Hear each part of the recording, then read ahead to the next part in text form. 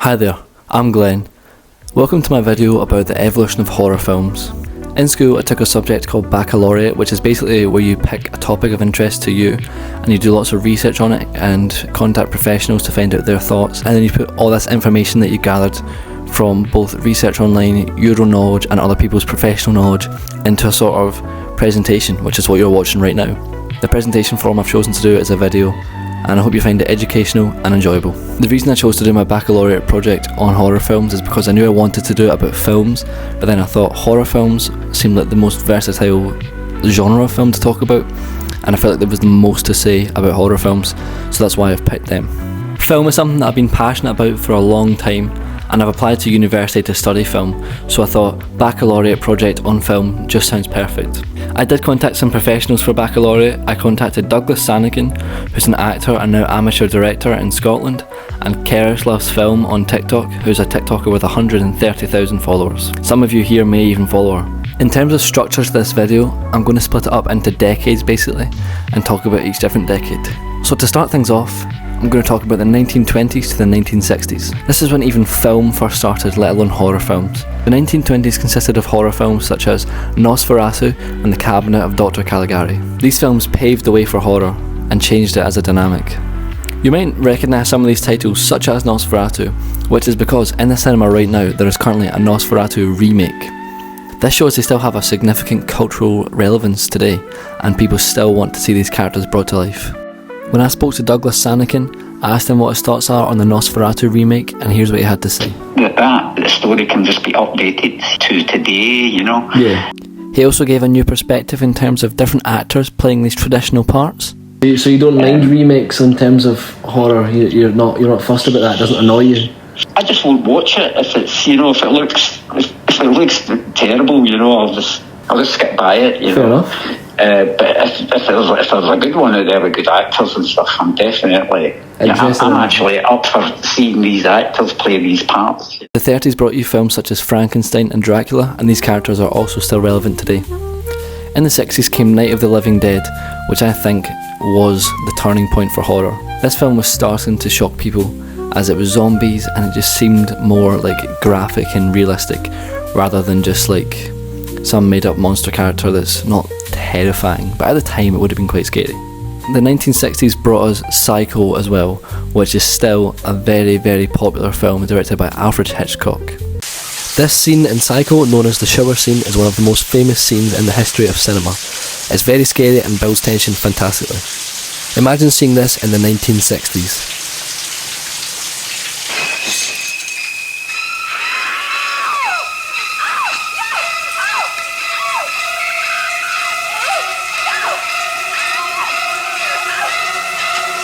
Basically from the 1920s all the way through to the 60s, horror kind of stayed the same with similar sort of tropes and characters and plots. And people were invested in it, you know, they did do well. And just like that, along comes the 70s. The 70s didn't just change horror films, they changed cinema. The 70s is arguably the best decade in terms of films, as it brought many iconic films such as The Godfather, Taxi Driver, Jaws, Alien, Rocky, and the Rocky Horror Picture Show. Audiences were much more open in the 70s to see lots of new things that they'd never seen before. They wanted that shock value, which was delivered through The Exorcist. Possibly one of the most iconic films of all time, The Exorcist is a film that people still describe as terrifying. Imagine being a teenager in the 70s, going, yeah, let's go to the cinema. You go to the cinema, you pick a film, and you pick a film called The Exorcist, thinking, oh, it's a new horror film, let's see what it's like. You go into the cinema, and you have people leaving, being sick, passing out, claiming they are cursed due to the film. This film made the news all over the world, it shocked people, and it still gets talked about today. It has been described many times as one of the scariest films of all time. Personally, I don't think it holds up. Let's hear what Keris thinks. Hi, my name is Keris. I work part-time in social media making film videos where I've gained over 130,000 followers, and I'm also a full-time student in film studies and English literature at the University of Leeds. Glenn has very kindly asked me if I could make a little video about how horror has changed over time and how I feel about it. I'm going to kind of focus more on modern horror and like the postmodern horror of the 60s and 70s and the impact that that has had on cinema and my experience with horror cinema. I think the biggest change is obviously the level of violence in horror movies, and a lot of that is down to the Hays Code, and Glenn did discuss this with me when he was sending me over the brief. When The Exorcist came out in 1973, everybody was so horrified at that film, but we look at that now and we're like, okay, like, you could show it to like a 15-year-old and they wouldn't be fazed by it, but like, back then, like, even adults were coming out of the cinema and being like, oh my god, this is the most horrifying film I think I've ever seen in my entire life. But if you compare it to films of today, like Terrifier, like, it kind of pales in comparison. Like, today, shock value is just blood and guts and gore, and like, to be honest, it is kind of working. I have absolutely no desire to watch the Terrifier movies, and you know what, maybe if I was this age in the 70s, I'd have no desire to watch The Exorcist. I think people are just so obsessed with one-upping each other that people are flocking to the most violent thing possible so that they can go and brag to their friends, being like, oh my god, like, I sat through Terrifier. I think it's quite telling as well, because if you go back to really early horror cinema, like Murnau's Nosferatu and The Cabinet of Dr. Caligari, I've definitely completely butchered that pronunciation, but people were so scared of those films because cinema was an attraction. Cinema was like a fun, I mean, it still is a fun thing, but it wasn't a regular thing, like, it was a treat. Do you know what I mean? Like, it was a fairground attraction. So those audiences in the 1920s were so terrified of Nosferatu because, oh my god, like, is this vampire real? Like, can it come and hurt us? But then if you really think about it, if people are kind of like going to find the next scariest thing all the time, like, what's next? Like, we're at Terrifier now and I'm way too scared to watch that. Like, what's next? Like, are we actually going to start chopping people up in the cinema? Now, I said I don't think it holds up. It is good. It's a great film. But is it as scary as today's modern slashers? No, I wouldn't say so. The 1970s also pretty much created the slasher genre, as films such as Halloween, which has now had 12 sequels, and The Texas Chainsaw Massacre came out in these years. I asked Douglas Sanakin the film he'd watched that he'd found the scariest, and this is what he said. Oh, right, so there was a film, The Wicker Man. Right, okay, yeah. There might be a remake of it. It's really spooky. It's a really spooky film. Douglas then moved us swiftly on to the 80s, talking about The Shining. Right, well, I like The Shining. Okay. And we went to see it when it first came out, in the cinema. Nice. Absolutely terrifying. And I watch it again and again, Moving on to the 80s brought us many great films from horror, such as The Shining, which when I asked Douglas Sanakin the scariest film he's ever seen, that was what he said. In terms of scariest films ever, the 80s also brought me the scariest film I've ever seen, called Angst, which came out in 1983. It's just really scary. What happens is, a guy is released from prison and then goes and intrudes someone's house and just stalks the people in it and then kills them. It's very graphic. I think it was banned in the UK at one point. Yeah, it is very scary. If you want scared, check it out. Not many films do actually scare me, but this one did. The 80s was a big year for practical effects, releasing a film called The Thing, directed by John Carpenter, the same director as Halloween. The Thing contains many practical effects which are baffling. People these days are still shocked by them. The fact that they were all practical, all done in person, all used props, it's just incredible. No CGI was used for this like today's films are. The practical effects in The Thing are gruesome and shocking and bloody and gory, and audiences loved it. 80s horror also brought us cult classics such as A Nightmare on Elm Street, which is now a Halloween favourite where October comes around every year, people seem to watch A Nightmare on Elm Street. This is also one of the films that kickstarted Johnny Depp's career, and look at him go now. Although, despite the controversies, he's still a very popular actor. The 80s also gave us Child's Play, which created yet another iconic character, Chucky. It also gave us Poltergeist and The Lost Boys, to name a few more. The 80s are known as that decade that just kickstarted sort of like big films and franchises in general. There's just a time in film that was very important, were the 80s. Now comes the 1990s. What a fantastic time for horror films. I'm sure lots of you will have seen many horror films from the 1990s. In 1996, Scream was released. I'm sure many of you will know what Scream is. If you don't, it's a film that started off yet another franchise for horror, where a character called Ghostface goes around and kills people. The slasher genre is becoming a very, very popular trope in horror now. Slashers are more normalised. Ghostface is a character that you commonly see dressed up as for Halloween, showing his cultural relevance still over 30 years later.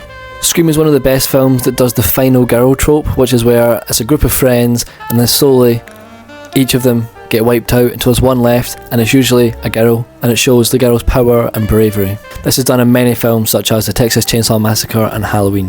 The 1990s also provided us with great sequels. Oh, are you kidding? The 1990s also provided us with many sequels such as the Child's Play sequels. Arguably, I'd say the Child's Play 2 is better than Child's Play 1, but that's just my opinion. In 1990, Silence of the Lambs was released. This film could be considered a horror, yes, also could be considered a thriller, but who cares what it is, it's pretty scary. It delivers some fantastic performances and some shocking moments that lots of generations can be scared by. If you ask your mum and dad, have they seen Silence of the Lambs? I'm sure the answer will be yes. In the 1990s, the Blair Witch Project was released, which is a found footage film that seemed to scare a lot of people, and this is actually a genre that became more and more popular within horror to recreate found footage films where someone finds a camcorder and something bad happens during it. These became very popular in the 2000s, which I'll move on to soon. In terms of the 90s, all the films that came out for horror are just iconic. There's just so many big titles. I think this was a really interesting decade in terms of horror films. The 2000s were a bit of a weird one for horror films. The 2000s saw the rise of the horror comedy with films such as Scary Movie, which Scream was originally meant to be called, and Jennifer's Body coming out. These films grew in popularity with teenagers, where groups of friends would go to cinema to see them and get a laugh and a scare at the same time. I feel that this genre has kind of died down now as we move into the 2010s and 2020s, as we don't really see that many horror comedies anymore like we did in the 2000s. As well as horror comedies though, the 2000s did bring us some iconic horror films such as Saw, American Psycho and The Ring. The Ring is one of those films that's well known from people but they don't actually know how they know it. It's that one where the girl crawls through the TV. So did you know that was The Ring?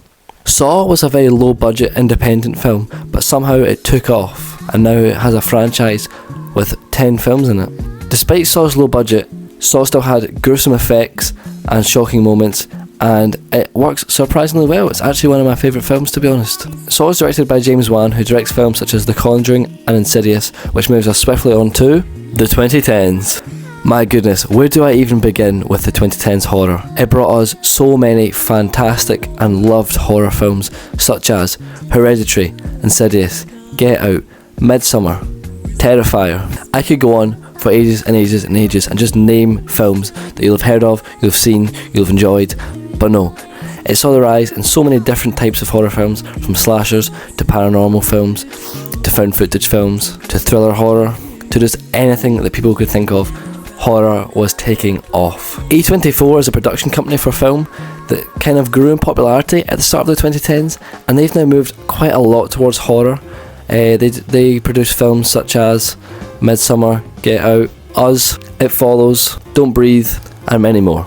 As Keris said earlier on, modern horror now works very well, as cinema is an accessible tool for everyone to use. You can go down the road to your local cinema, pay £8 for a ticket, maybe like $10 in America, and go and see any film of your choice. Horror is one that attracted crowds of people to go and see and be shocked and come out and talk about their experience together. The more horror films that were made and doing well, the more they got made. I would say now some horror films do take things too far, such as Terrifier. Are the Terrifier films actually necessary? I don't know. It's about a sadistic clown that goes around murdering people. Yes, that's kind of the concept of every slasher film ever. However, Terrifier deals with it in a way that's much more graphic than others. It's gruesome, it's deadly, it's just unnecessarily violent. But Terrifier films are actually doing really well now. There's 3. They were in the process of making the 4th one. And to be fair, the 3rd one did kind of entice me with the whole Christmas theme. It looked good, it looked solid. Have I ever seen the Terrifier films? No. Will I ever see them? Maybe, out of sheer curiosity. And will I regret it? Quite probably. I think there's a line that horror films have to meet. If you're under the line, you're not scary, you're not going to remember the film. If you're on the line, oh, you're scary, you're good, you're a film you're going to remember and think about for a while. If you're over the line, you've gone too far. You're memorable for the wrong reasons, for being too sadistic and too over the top. It's not real anymore, it doesn't feel like it could actually happen, and it's just wrong. We don't need to be seeing that. But despite this line that I see in horror being crossed, I would still say the 2010s are the best decade for horror. And in conclusion, I would say horror is going in a good place. The 2010s were a great time for horror. I'm sure many of the horror films you'll have seen are from the 2010s. And now here we are in 2025 and horror is still going. You know, we've seen some great releases recently, such as The First Omen, which was fantastic and very scary in the cinema actually. Longlegs last year, I mean, come on, that was just great. That attracted so many fans. You've also got The Black Phone, which did pretty well with a good cast. Ethan Hawke, fantastic actor. You've also got the Pearl trilogy with rising star Mia Goth, who is becoming more and more popular, surprise surprise, due to her acting in horror films. It's interesting to see where horror's going. I think I'm going to keep an eye on it over the next couple of years and just see what other films we can get. Let me know what you think in the comment section below, and thank you for watching.